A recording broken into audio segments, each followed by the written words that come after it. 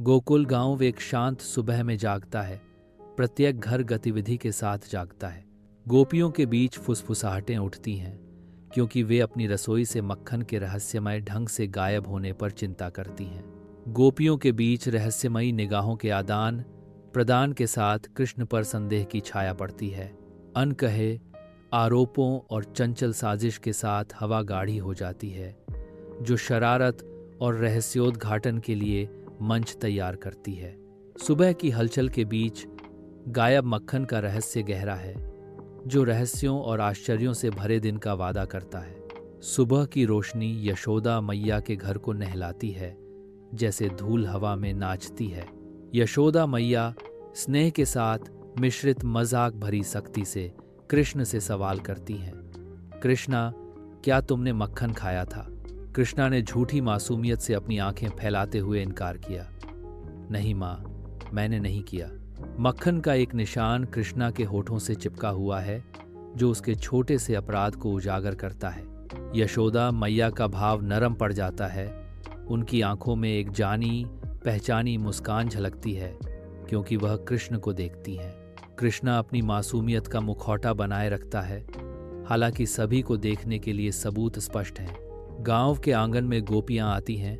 उनके भाव निराशा और खींच का तूफान है। उनकी आवाजें एक साथ उठती हैं, अपनी परेशानियों को दोहराती हैं। कृष्णा हमारी दीवारों पर चढ़ता है, हमारे बर्तनों को तोड़ता है और सारा मक्खन खा जाता है। यशोदा मैया सुनती हैं। उनका चेहरा चिंता और स्नेह का मिश्रण है, क्योंकि वह आह भरती हैं। उसके कंधे थोड़ा झुक जाते हैं।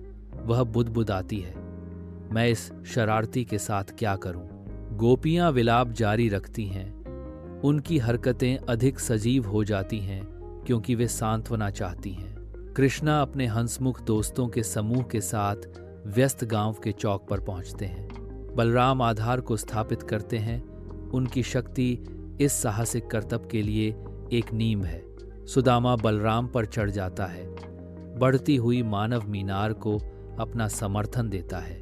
कृष्ण शिखर पर चढ़ते हैं। उनकी आंखों में शरारत भरी चमक होती है, क्योंकि वे मक्खन के बर्तन तक पहुंचते हैं। कृष्ण के मटके फोड़ने पर विजय का उद्घोष होता है। मक्खन से चौक भर जाता है। हवा में हंसी गूंजती है।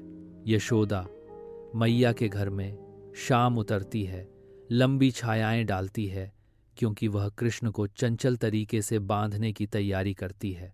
कोमल दृढ़ संकल्प के साथ यशोदा मैया कृष्ण को बांधने का प्रयास करती हैं। उनकी हरकतें ममता से भरी हुई हैं। रस्सी बार बार छोटी पड़ने पर उसके चेहरे पर निराशा झलकती है। हर प्रयास उसकी प्रेमपूर्ण दृढ़ता को दर्शाता है। उनके प्रयासों के बावजूद रस्सी बस एक लुभावनी दूरी पर बनी हुई है, जो कृष्ण की दिव्य माया का प्रमाण है। अपने घर की शांति में यशोदा मैया थकान से अभिभूत हैं। कृष्णा को करीब खींचते हुए उसकी थकान कम हो जाती है। उसे गहरे स्नेह से गले लगाते हुए वह उसे कसकर पकड़ती है। उसका आलिंगन सुरक्षा और प्रेम का एक मौन वादा है। उसका गुस्सा उसकी प्रेम और मासूमियत के सामने पिघल जाता है। उनकी बाहों में उसे सांत्वना मिलती है। उसका दिल कोमलता से भर जाता है। शांत गोकुल गांव जागता है, सुबह की हल्की रोशनी में नहाया हुआ। कृष्णा की चंचल आत्मा हवा में भर जाती है। उसकी मासूमियत सभी द्वारा पोषित होती है। अपनी शरारती हरकतों के बावजूद कृष्ण का चंचल स्वभाव ग्रामीणों के दिलों में खुशी लाता है। गांव वाले कृष्ण की मासूमियत में आनंदित होते हैं। उनके चेहरे स्नेह और संतोष से चमकते हैं। नरम गर्म रोशनी में नहाया हुआ मंदिर शांति का अनुभव कराता है। अगरबत्ती हवा में भर जाती है, जिससे श्रद्धा का माहौल बनता है।